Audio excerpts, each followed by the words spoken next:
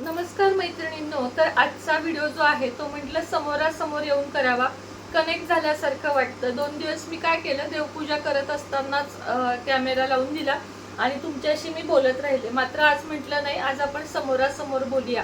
कारण काही काही मैत्रिणींचे वेगवेगळे प्रश्न मला होते या व्हिडिओतर्फे, त्यासाठी मी आजचा खास व्लॉग केलेला आहे. तर पहिला प्रश्न होता, मला त्यांचं आडनाव नाही आठवत, की ताई तुझे जे हे मिस्टर होते त्यांचं दुसरं लग्न होतं का? तर हो, त्यांचंही दुसरं लग्न होतं आणि त्यांची पहिली पत्नी केवळ 8 महिन्यात गेली होती. त्याची कारणं मला डिटेलमध्ये माहीत आहेत, पण ती इथं शेअर करण्यासारखी नाहीत, त्यामुळे मी नाही करत.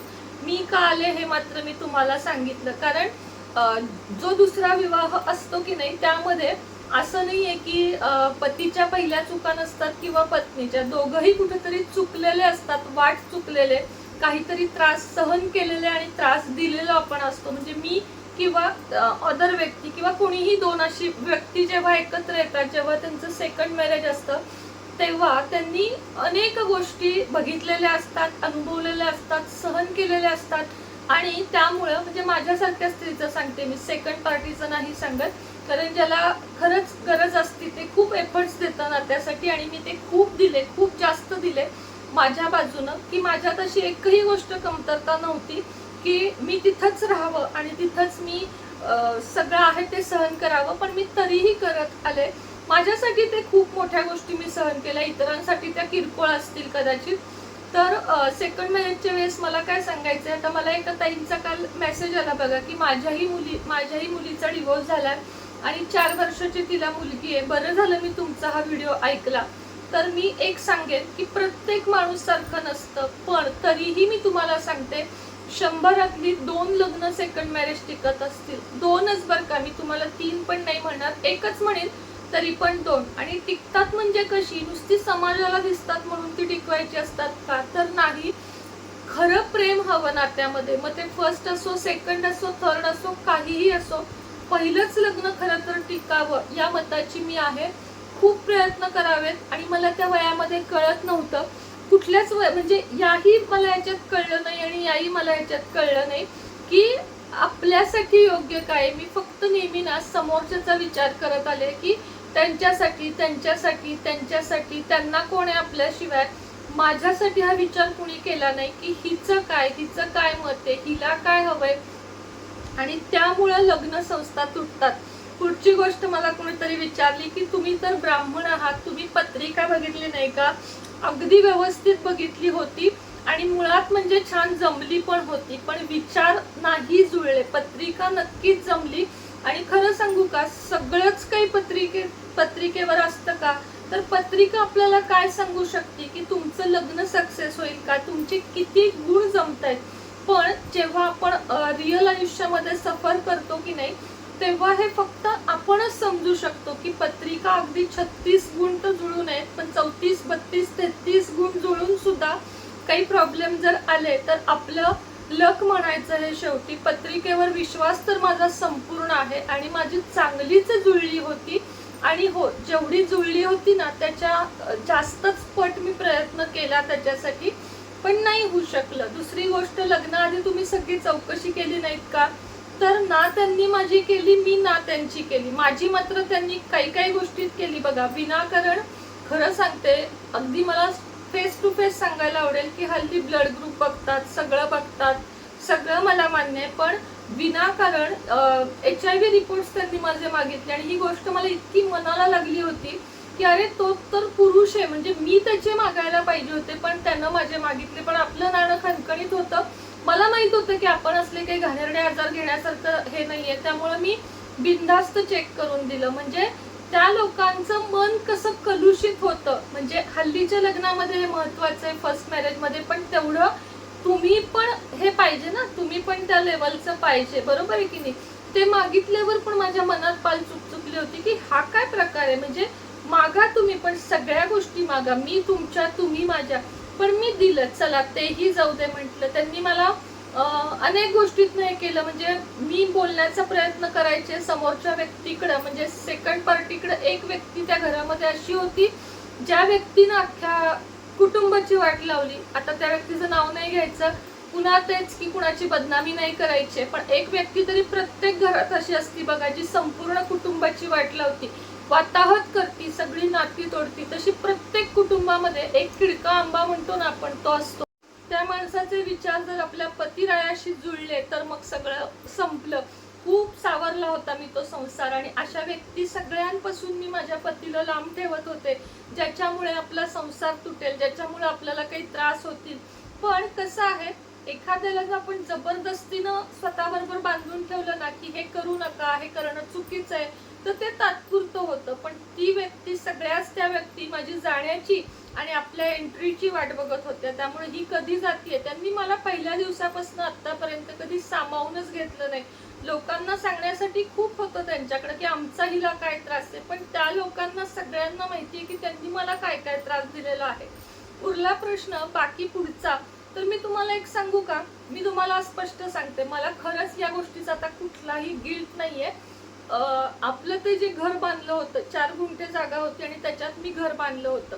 सगळ्यात पहिलं, काल सगळ्यांनी हे सांगितलं मला की हो ताई, आम्ही तुमचे पहिले व्हिडिओ बघितलेत आणि किती घाण घर होतं ते, म्हणजे खरंच ते राहण्याच्या योग्यतेचं नव्हतं. त्यात उंदीर, घुशी, पडकं, माती पडायची, रोजचे एवढे पापुद्रे निघायचे, असं ते घर होतं. ते हॉटेल, ती बॅक साईड तुम्ही जर बघाल तर तुम्ही पण म्हणाल की तू इथं राहिलीस कशी बाई, इतकं घाणेरडं ते घर होतं.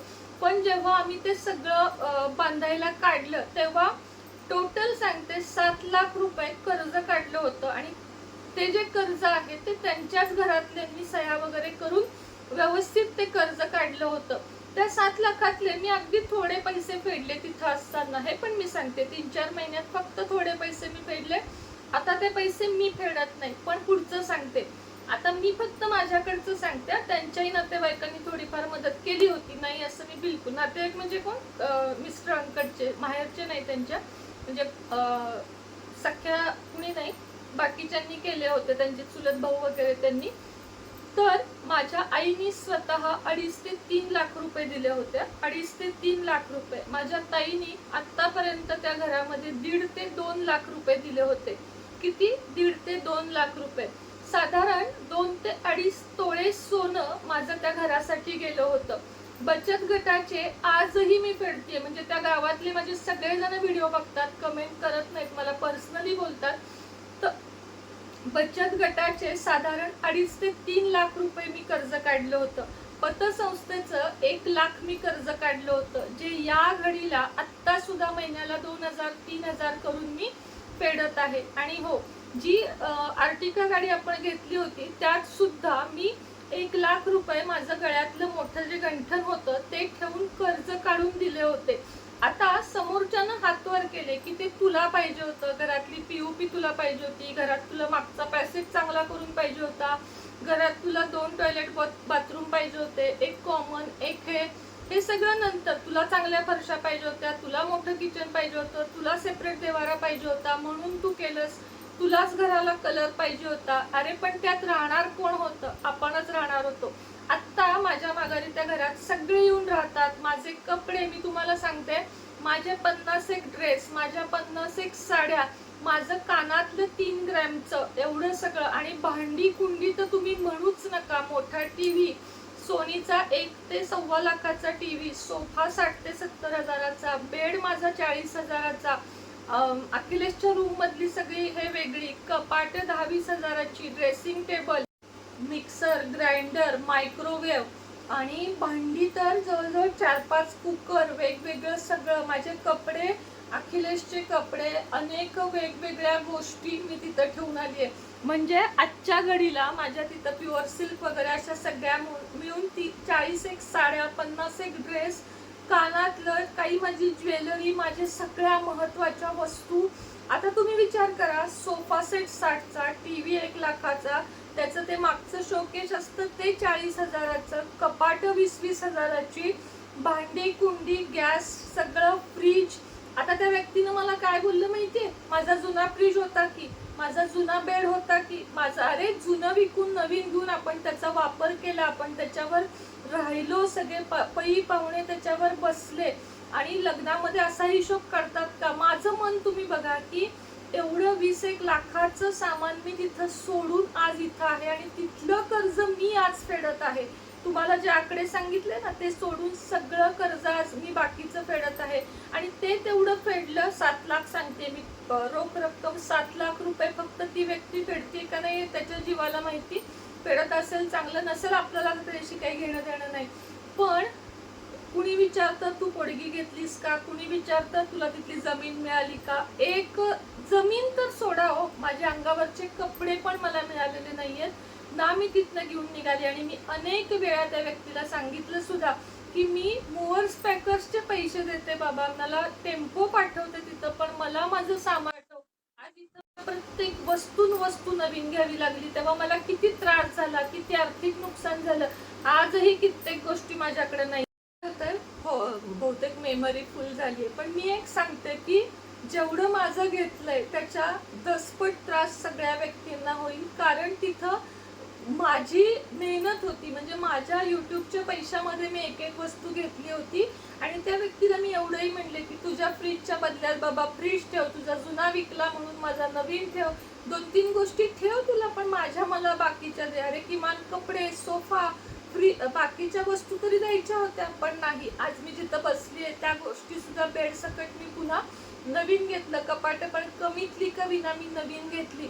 ज्याचा जीव तळतळतो त्याचं त्याला कळतं. आणि तुम्ही म्हणाल युट्यूबवर हे सगळं कशासाठी, तर मला माझ्यासाठी आवाज उठवायचा होता. आणि कोर्ट कचेरी किंवा पोडगी तर मी 0 घेतले. त्रास घेऊन आली आहे तिथून. मी काय घेऊन आली आहे तर मानसिक त्रास तिथून घेऊन आले, तो फक्त मानसिक त्रास, वेदना आणि 2 मुलं. आणि आजचा व्हिडिओ इथंच थांबवते. उद्या भेटेन, कारण मेमरी फुल होत आहे. आणि हो, मी नीट आहे, मागच्या कुठल्याही गोष्टी काढून मी त्रास करून घेत नाहीये.